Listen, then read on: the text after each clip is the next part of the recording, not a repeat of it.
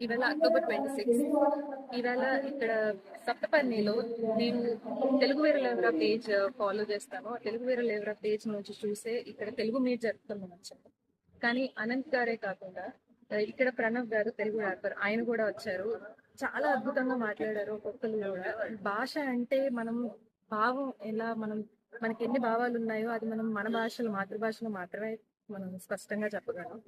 నాకు అది తెలుసుకున్నాను. నేను చాలా నచ్చింది నాకు ఈ మీట్ అయితే మాత్రం. డెఫినెట్ గా ఇలాంటి ఈవెంట్స్ జరుపుతూ ఉంటాయి ఇక్కడ. అందరూ విజిట్ చేయండి. ఈ సప్తపర్ణి ప్రెసెంట్ ఈవినింగ్ క్లోజ్ ఉంది. ఇక్కడ చాలా స్టాల్స్ అయితే పెట్టారు. ఆ, చాలా పెయింటింగ్స్ కానీ పాటరీ కానీ తోలుబొమ్మలాట కూడా నేను చూశాను. కానీ దానికి బుక్ చేసుకోవాలనిపించింది. సో నెక్స్ట్ టైం డెఫినెట్ గా నేను తోలుబొమ్మలాట విజిట్ చేస్తాను.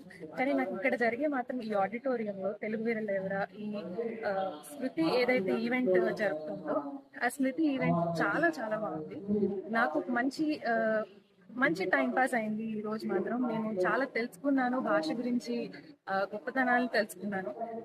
సో నేనైతే డెఫినెట్ గా అందరినీ మీరు కొత్త భాషలు నేర్చుకోవద్దని కాదు, అది సంభాషించడానికి.